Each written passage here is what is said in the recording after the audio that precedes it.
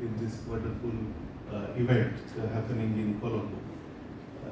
Yes, next slide. Today we are actually facing a major disconnect. There is a great disconnect in the age of artificial intelligence, machine learning, VR, AR, all these technologies we talk about, but still in the Anthropocene today, you won't believe that today Anthropocene actually has come much ahead than expected. Today the total mass of plastic actually has increased, total biomass, and the climate change, what we are all witnessing, these have not remained only academic discussion points, but they are becoming real hard realities.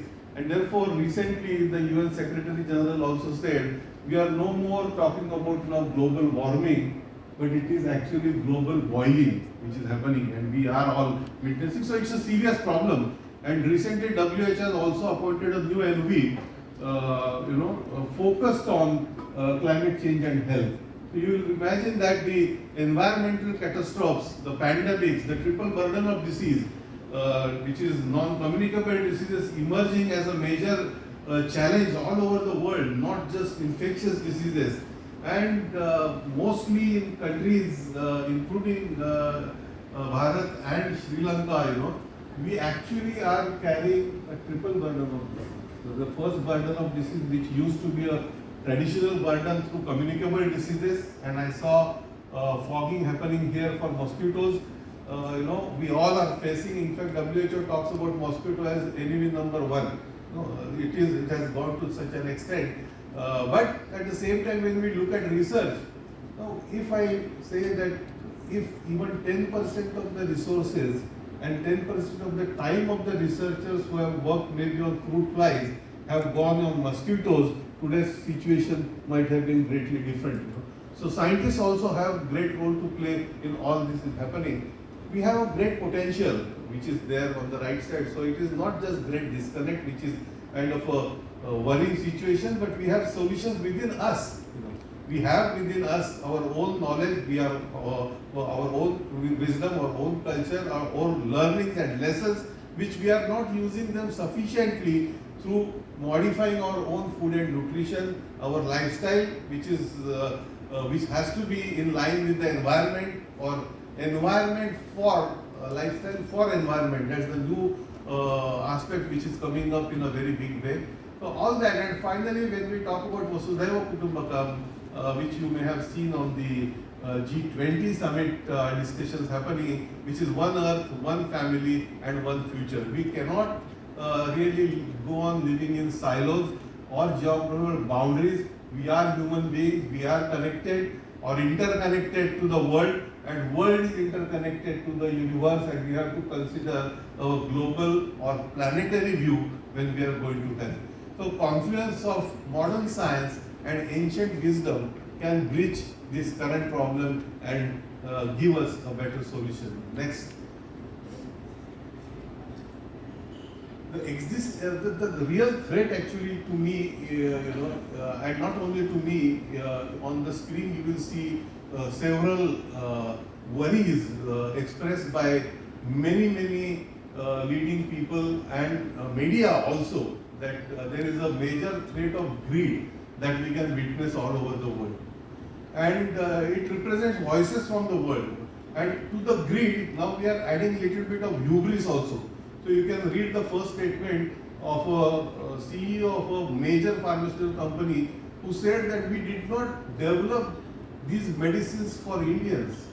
We developed for Western world who can afford it.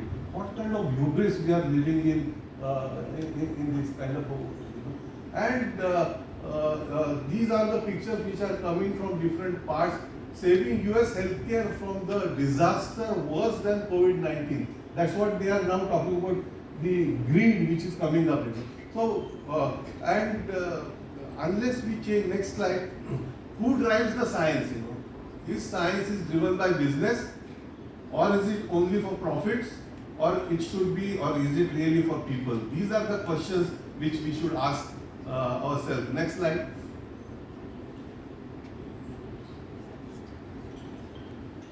Can I have the next slide, please? Next slide is about actually if we really stick to needs, then we move towards well-being.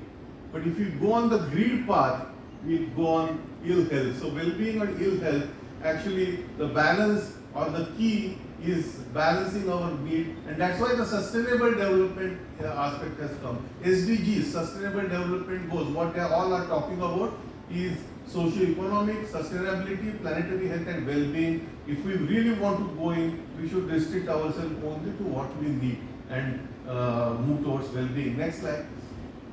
I'm going to go a little fast now. We have been talking about all this right from 1972. If you remember, in 1972, first time the sustainability term came in. One Earth, followed by Rio, the Earth Summit, and then the WHO's Health for All call, which has returned now. Even now, if you see, the new call also talks about health for all. So what has happened in between is we have been running in circles all through. So from starting from One Health in 72, we are back to One Health in 2022.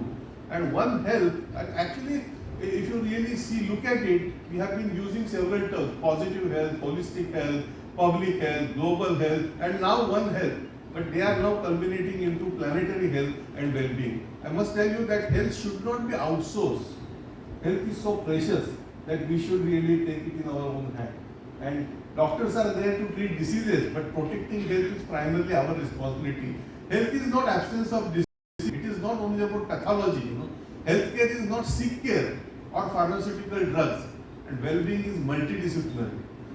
So, universal healthcare, which is one of the most important requirement or objective of SDGs, this is possible only when healthcare is aligned to our own cultures and our own traditions.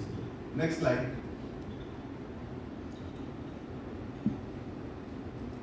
This slide, when I see, I try to remember that how small I am, and not only I am, how small even our world is. The pale blue dot. If you look into the universe, and this is a picture taken by the Voyager, in which our planet looks like a small pale dot somewhere.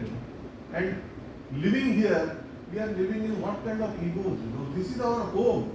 This is our home we have ever known, and we have to protect it to the best of the best abilities what we have, rather than going into the greed and ego trips. Look at what we have done to environment. Today, if you look top 10 causes of deaths from environment, you will see that the first is stroke, followed by several other cancer. The way in which cancer is now increasing in many countries is really worrying. This our foods, our waters, our environments are getting polluted more and more, and these are creating newer threats for health. And remember, health depends upon 4 important determinants. The first important determinant of health is food and nutrition, which we have been doing culturally and traditionally for years together. Suddenly we have changed our cultural or traditional foods, and we are now in the fast food or trash food kind of a scenario. Our physical activities have gone down. So all that, why not non-communicable diseases will take the precedence? So we are responsible for it. The third is important. So lifestyle is second determinant, nutrition, lifestyle, environment is the third one, and fourth one is genetics. Barring genetics, everything is in our own hand. When these 4 pillars of building becomes weak, you need some kind of a support system, and that support system is medical care. And now today we are considering medical care as the only main domain, and ignoring these 4 important determinants. This is not going to continue. We cannot continue in this fashion by outsourcing our health and by ignoring the core determinants of health and depending on something external as medicine to gain health.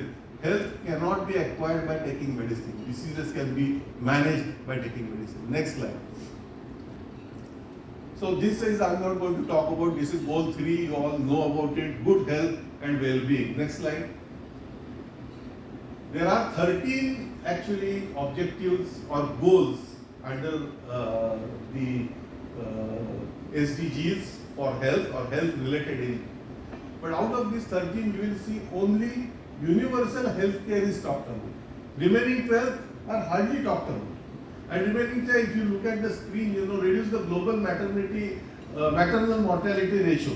So what are we doing? Where are we? Where is the review? All this is not only universal healthcare, because universal healthcare again is connected to the delivery of medicines, delivery of healthcare. So we are equating actually healthcare with sick care, which should not be. They are not synonyms. Health is not equivalent to medicine. Next slide.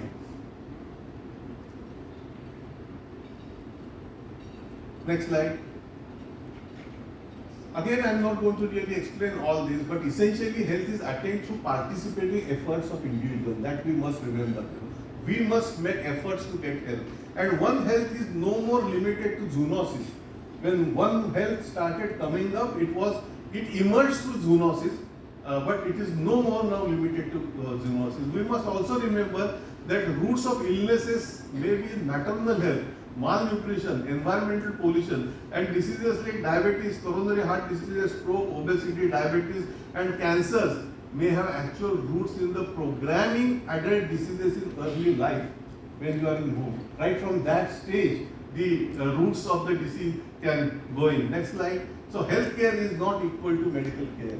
That's what the red lines every slide you will see. These are the punchlines, and I'm going to only read those now.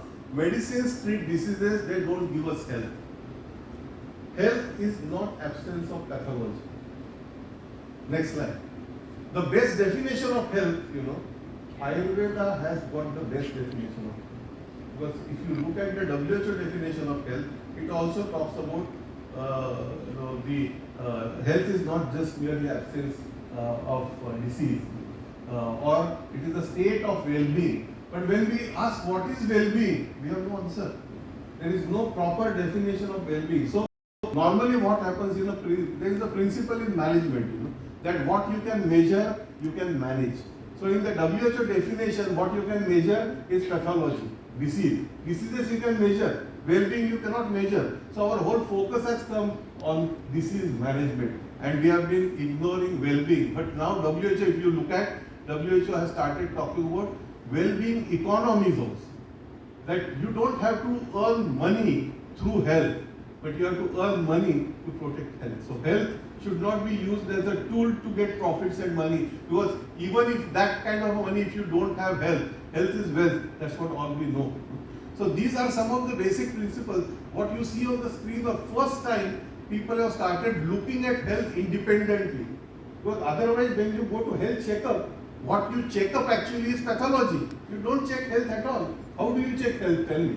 There are no so these are hallmarks of health. The iconic paper published in Cell, they talked about what could be the possible hallmarks of health, and this is now giving a new direction for research in health, and not only research in medicine or research in treatments or research on diseases. As a health science person, I must tell you, it is easy for me to get funding if I want to work on diabetes.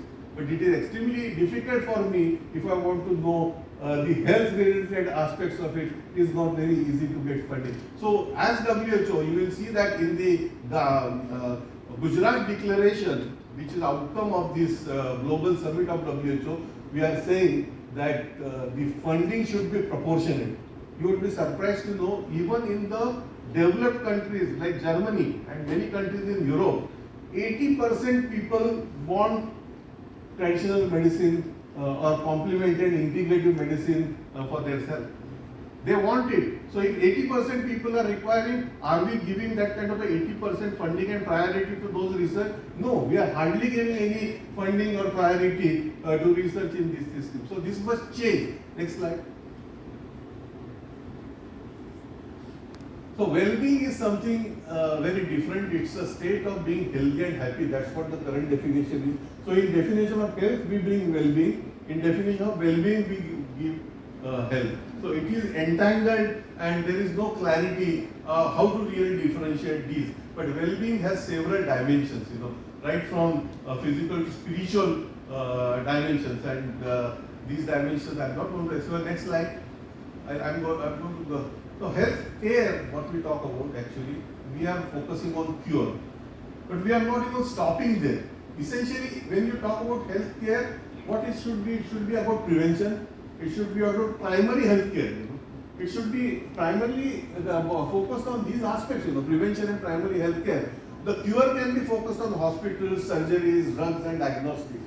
So today we are actually focusing only on cure, barring or ignoring the care part of it. But we are not stopping there. We are now actually creating health care. We are scaring people.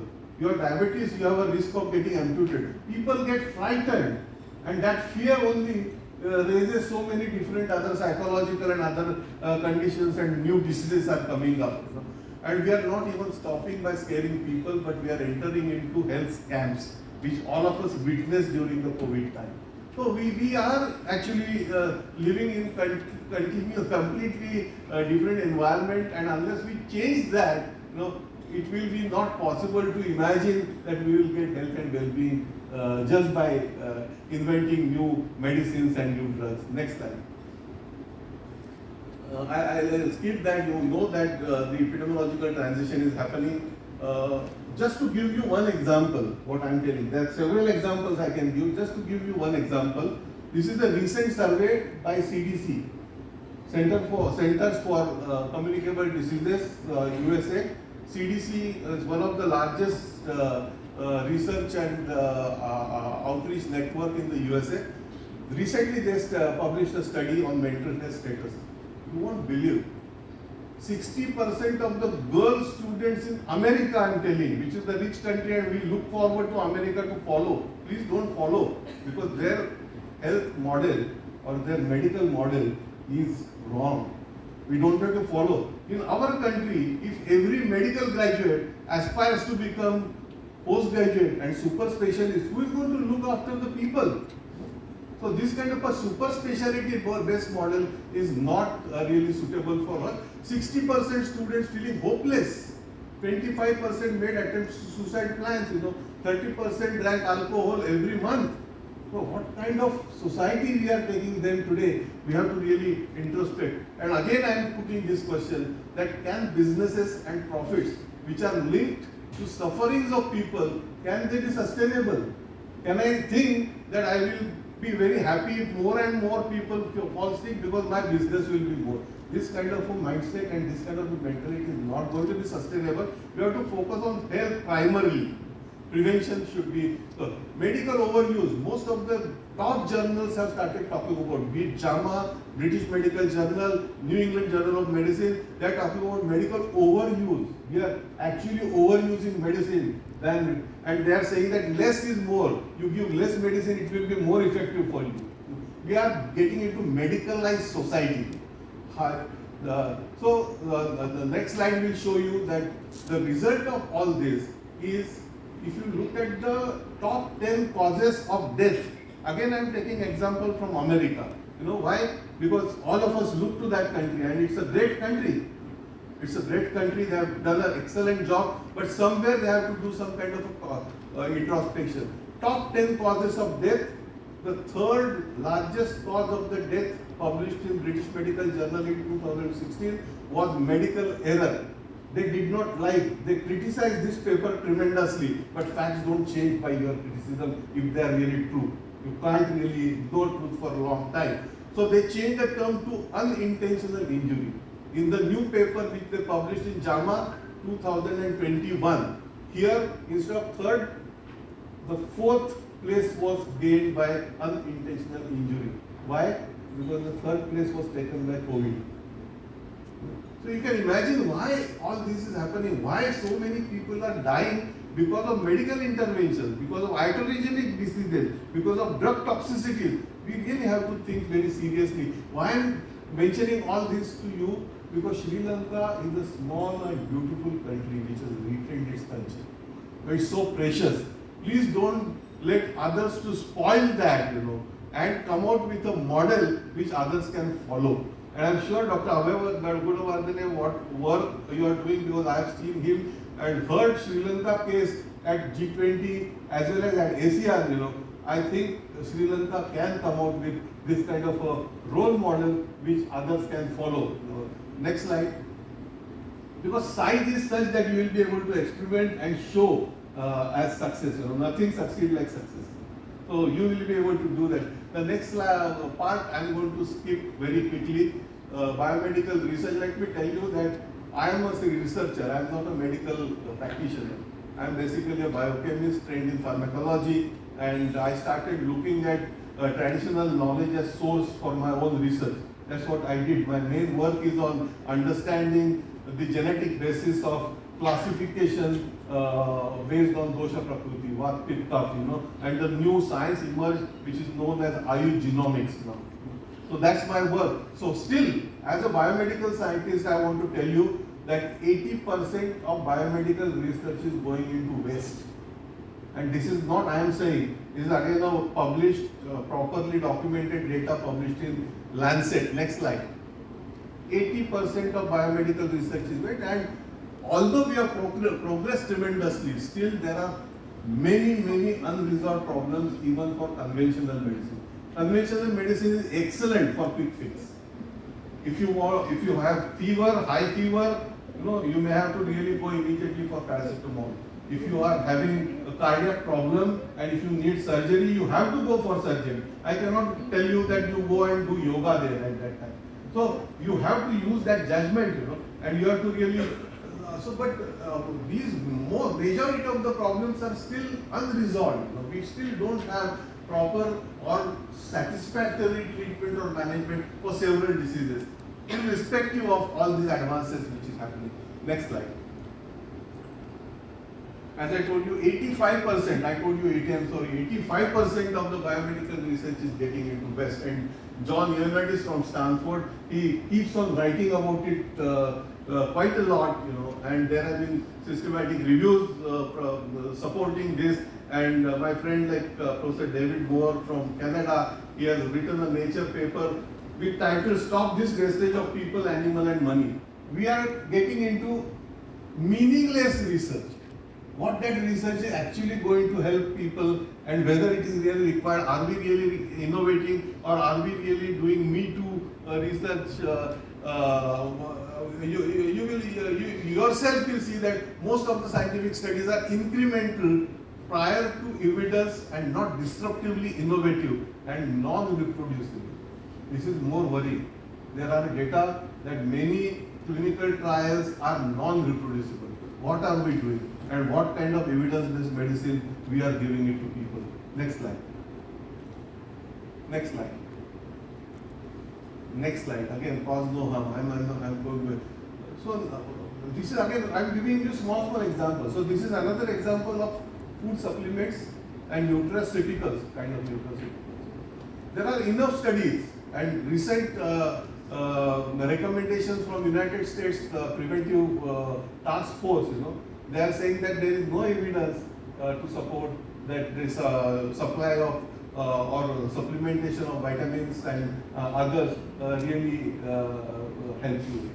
So if there is no evidence, why still we are recommending, and why still we are say there are several other ways to get into the same. You can get better vitamins, through natural foods. There are studies saying that instead of giving isolated carotenoids, if you give carrots, they work better. And that's what we used to do. We used to eat pineapples, we used to do carrots, we used to use fresh vegetables, and we have lost that, and we have gone into the fine foods. And fine foods, ultra fine foods, have destroyed the health of America. There are studies on that. This again I am not going to discuss, but the statin story is eye-opening. When statins were introduced, Time magazine in 1984 got it on the cover page, saying that cholesterol is a villain.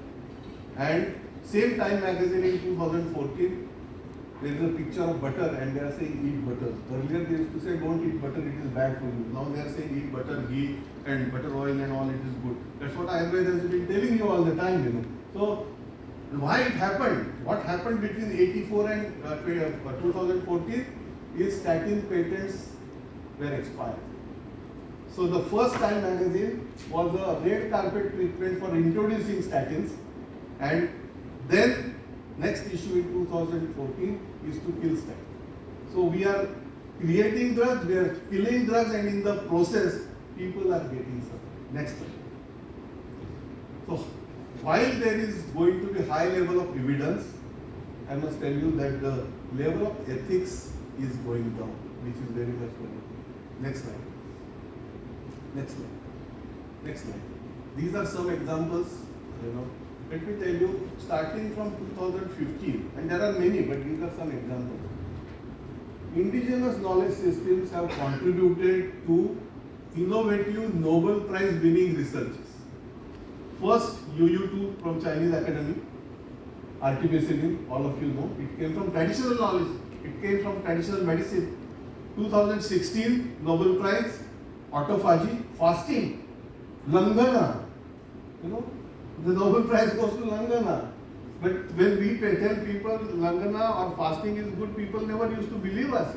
But now people know that fasting is so good therapeutically for several conditions, including cancer. There is Jeffrey Hall's work on biological rhythms, chronobiology. It is all Dinacharya and Ritucharya. The pictures, Dr. Abhay Gunawardene, if you see the science picture on the top, you see that circle, the daily circle. On that work, they got the Nobel Prize. And if you look at the next picture just down, that picture is our own book, which was done before the Nobel Prize were awarded. You will see that in our book we had shown that how Dinacharya and Vata-Pitta cycles are responsible for various metabolic activities, and so chronobiology, why it is important, when to eat, when to sleep. This is the Ayurvedic science, it's a great science. And these people have shown by doing scientific experimentation, but ideas have come from indigenous knowledge systems. Also, the immune regulation, which is about rasayan therapy, again has come from Ayurveda. Next slide. On these two charts, I'll share the charts with you. There are 230 knowledge points taken from Ayurveda, Charak, Sushruta, Bhagat and Madhav. And this is just a top level view. You may have seen such charts in metabolic charts in diagnostic or biochemistry laboratories.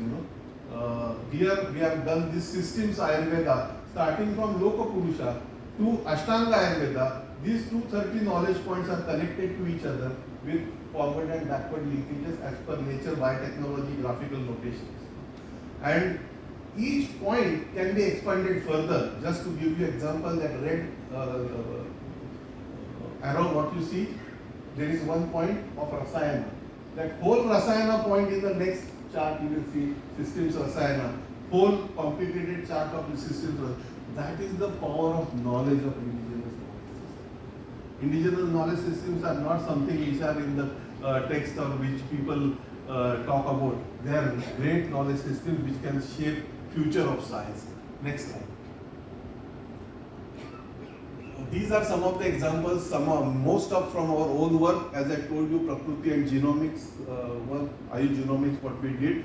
Rasayana and Panchakarma, how it affects immunity and how it actually can downregulate the pro-inflammatory cytokines. All that was shown by doing actually cytokine profiling on Panchakarma before and after. Bhasma as nanoparticles, Rasaushadhi, and Ranjit Purani was just showing me their classical Ayurvedic products, in which they use this. It's a misnomer that these kind of medicines are harmful to you. Because if people are using it for hundreds and hundreds of years and if people are still alive and healthy, how can you say that they are bad for health? And whole system clinical trials. Because Ayurveda requires whole system clinical trials. RCTs are good when you are talking about one molecule.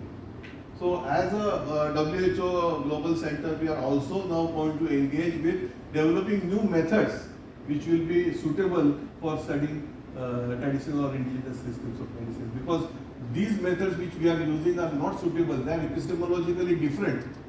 So we are working on that. Next slide. I'm just going to, so this is AYUSH genomics. I'll not cover, I talked about it, it's a genetic basis of Ayurvedic concept of Prakriti. Our work, which was published in Nature Scientific Report, actually showed that a particular gene which is responsible for energy production was predominant in Pitta Prakriti. So the connection you can easily see, what it is. Next slide.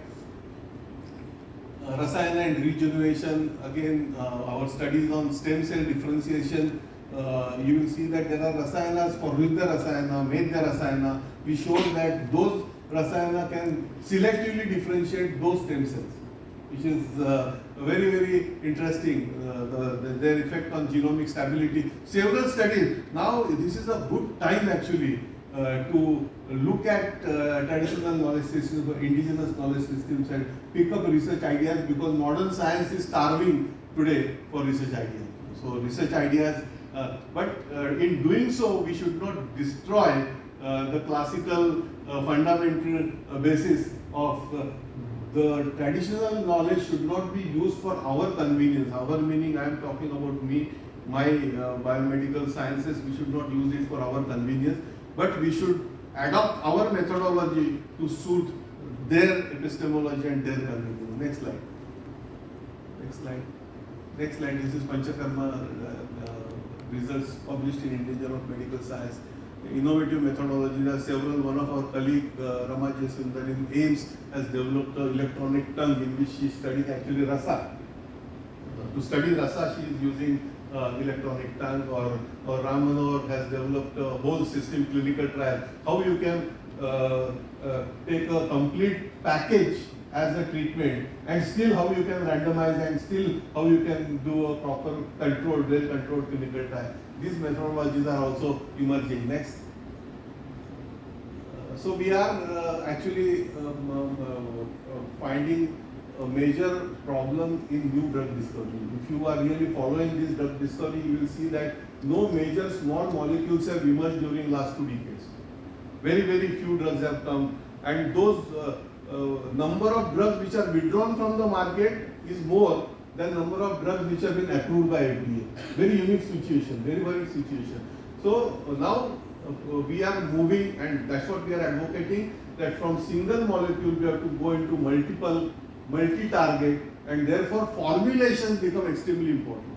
And formulations is strength of Ayurveda. Formulations can target at multiple locations at one point of time. So synergistic formulation development rationally is going to be the next challenge in drug discovery and development. Next slide. Next slide. This is omics technology. Next slide. This is AYUSH, which we developed, and genomics together for personalized medicine. Next slide. Our methodology and language may be different, but these are the sources of innovation. Again, few examples. Prakriti, just one point, or dosha is one point we studied, but somebody must study rasa, somebody must study guna, somebody must study agni. Those who study systematically agni, I can assure you that they will go in a science very, very high to the noble level. Agni is such a powerful concept, but we have to really go. It's a hard work.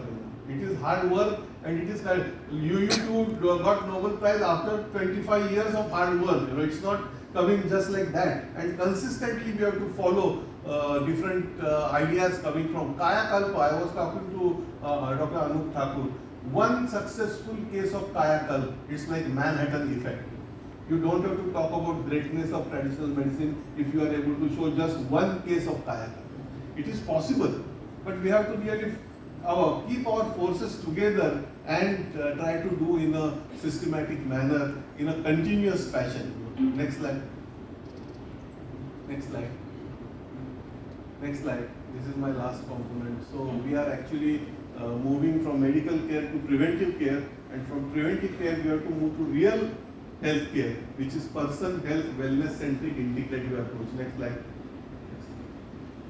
Next slide. Prevention should be the key, and these are the corona period, what we did in India, but even I know in Sri Lanka, Nepal, Thailand, many countries have used indigenous systems of medicine during corona time with very good result. Minister of AYUSH had conducted massive nationwide campaign against COVID-19. Next slide. In nutshell, will show you that we undertook more than 150 randomized controlled clinical trials in India and published in top journals also. Next slide. Next slide. You can see here it's an overview of 126 clinical studies at 150 sites, 130,000 participants. So huge data now we have created, and we have shown that certain drugs like say AYUSH 64 can reduce the hospitalization period, or Anudail can help preventing virus load reduction, and also entry of virus in the body. So Anudail study in vitro also was done, in hamster models we have shown, and also in clinical trial we have done. So these are just examples which show us that Ayurveda or Unani and Siddha can be useful in prevention, prophylaxis, as an adjuvant treatment, as an isolated treatment also, and for continuous management. Long COVID has been very well managed by Ayurveda. So these are just few examples. Next slide. Next slide. So this is a model which we are proposing. One planet, one health system. So on one side you bring conventional medicine with diagnosis, imaging, critical care, emergency medicine, public health, infection, inflammation, surgery, organ transplant. These are all important things which are needed. On the other side you have prevention, promotion, chronic, psychosomatic diseases, food and lifestyle, mental health, wellness, mindfulness. This is not there in today's allopathic system. This will come through traditional complementary integrative medicine. Both must come together. On one side you have experiments or experimental approach using pharmacology, but experiential approach is equally important, which brings in physiology. So predominance to physiology over pharmacology or psychology over pharmacology is required, and so modern science, conventional medicine and traditional complementary integrative medicine, if they come together, that will be the future modern medicine. So this is the equation which we gave during the WHO Global Summit. Conventional medicine plus traditional medicine is equal to today's modern medicine. I used to call allopathy as modern medicine, but I have stopped calling it as modern medicine. It is conventional medicine, but when it will combine with indigenous system of medicine, then together they will become modern medicine. Next slide. I am coming to the end. This is just a WHO Global Center for Traditional Medicine, which is coming up. Already activities have started. The first global summit happened last month at Gandhinagar, and Gujarat Declaration, you will get glimpses of that. We have published several articles in Lancet with Dr. Bhushan also. We have published one article in Lancet which talks about what Global South can bring in. And in Nature also took cognizance of it. So even these top high impact journals now have started looking at traditional medicine with interest, and therefore the responsibility on traditional or indigenous system medicine researchers is even more. People are going to be more demanding. Expectations are going to be more, so we have to focus more on robust research, and that's what Global Center for Traditional Medicine will try to do. Next slide. I'm not going to explain this Global Center. You can just go to the website and see that. Next slide. You can go on. Just this is the WHO DG came for the inauguration, and Prime Minister Modi was also there. This is a declaration. Next slide. This is the Gujarat Declaration, what you see on the screen, which is available on the website of WHO. Next slide. This is the editorial which we published, which is also freely available. This editorial, published in Journal of Ayurveda and Integrative Medicine, was simultaneously published in 12 international journals at a time. So you will realize that what is the importance, global importance of traditional and indigenous systems are. And on the right side, you see some of our 5 top recommendations which we have given for planetary health and well-being. Essentially, we have to dissolve disciplinary silos and move towards person-centric holistic healthcare. Thank you. Next slide will be probably the last slide. Namaste and Ayush.